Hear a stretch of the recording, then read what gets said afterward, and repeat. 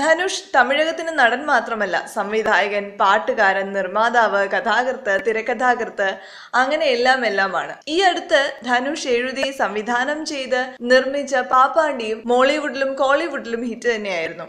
ധനുഷിന്റെ മിക്ക സിനിമകൾക്കും മലയാളി പ്രേക്ഷകർക്കിടയിൽ നല്ല പ്രതികരണമാണ്.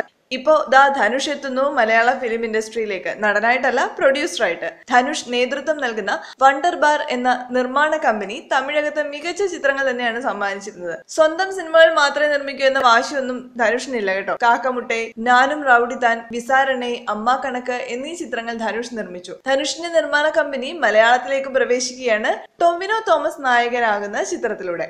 ഡൊമിനിക് അരുൺ സംവിധാനം ചെയ്യുന്ന ടൊവിനോ തോമസ് നായകനാകുന്ന സിനിമ ഡെൽറ്റ സ്റ്റുഡിയോസുമായി ചേർന്നാണ് ധനുഷ് നിർമ്മിക്കുന്നത്. നിരവധി ഹ്രസ്വചിത്രങ്ങളുടെ ശ്രദ്ധേയനായ അരുൺ ജോർജ് ഡേവിഡിന്റെ ലഡു എന്ന ചിത്രമാണ് ധനുഷ് പ്രൊഡ്യൂസ് ചെയ്യുന്നത്. അങ്ങനെ മലയാളം ഇൻഡസ്ട്രിയിലേക്ക് ഒരു പുതിയ പ്രൊഡ്യൂസർ കൂടി എത്തിയിരിക്കുകയാണ്.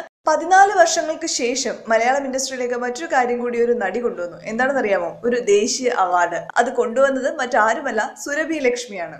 MIT മൂസ എന്ന ചാനൽ പരിപാടിയിലൂടെ പ്രേക്ഷകർക്ക് സുപരിചിതയായ സുരഭി ലക്ഷ്മി കുഞ്ഞു കുഞ്ഞു കഥാപാത്രങ്ങളുമായി മുന്നോട്ട് പോകവെയാണ് മിന്നാമിനിങ് എന്ന ചിത്രത്തിലെ അസാധ്യ അഭിനയത്തിന് മികച്ച നടിക്കുള്ള പുരസ്കാരം നേടിയത്. പലരും സുരഭിയെ വിളിച്ച് അഭിനന്ദിച്ചു. പക്ഷേ മലയാളത്തിന്റെ സൂപ്പർ താരങ്ങൾ മാത്രം വിളിച്ചില്ല, ഒന്നും പറഞ്ഞുമില്ല. പുരസ്കാര ലബ്ധിക്ക് ശേഷം നടത്തിയ ഒരു ചാനൽ അഭിമുഖത്തിൽ ആരൊക്കെ വിളിച്ച് അഭിനന്ദിച്ചു എന്ന ചോദ്യത്തിന് പ്രതികരിക്കവേ മോഹൻലാലും മമ്മൂട്ടിയും വിളിച്ചില്ല എന്ന് സുരഭി പറഞ്ഞിരുന്നു. അതൊരിക്കലും പരാതിയോ പരിഭവമോ ആയിരുന്നില്ല. എന്നാൽ ഈ അഭിമുഖം കേട്ട പാതി കേൾക്കാത്ത പാതി ദേശീയ പുരസ്കാരം ലഭിച്ചിട്ടും മോഹൻലാലും മമ്മൂട്ടിയും സുരഭിയെ വിളിച്ചില്ല, അഭിനന്ദിച്ചില്ല, വിഷയത്തിൽ സുരഭി പരാതി പറഞ്ഞു എന്നൊക്കെ അങ്ങ് വാർത്തകൾ പ്രചരിക്കാൻ തുടങ്ങി.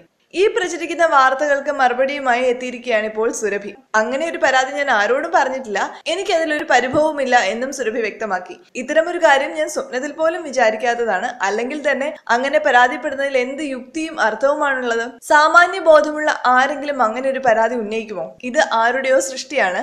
സമൂഹ മാധ്യമങ്ങളുടെ കാലമല്ലേ, അങ്ങനെ പലതും വരാം. ഭാരതത്തിലെ പ്രതിഭാധനന്മാരായ 2 നടന്മാരാണ് മോഹൻലാലും മമ്മൂട്ടിയും. അവർക്ക് അവരുടേതായ ധാരാളം തിരക്കുകളുമുണ്ട്. നേരിട്ട് വിളിച്ചില്ലെങ്കിലും അവരുടെ അനുഗ്രഹവും മനസ്സും ഞാൻ അറിയുന്നുണ്ട് എന്നും സുരഭി പറഞ്ഞു.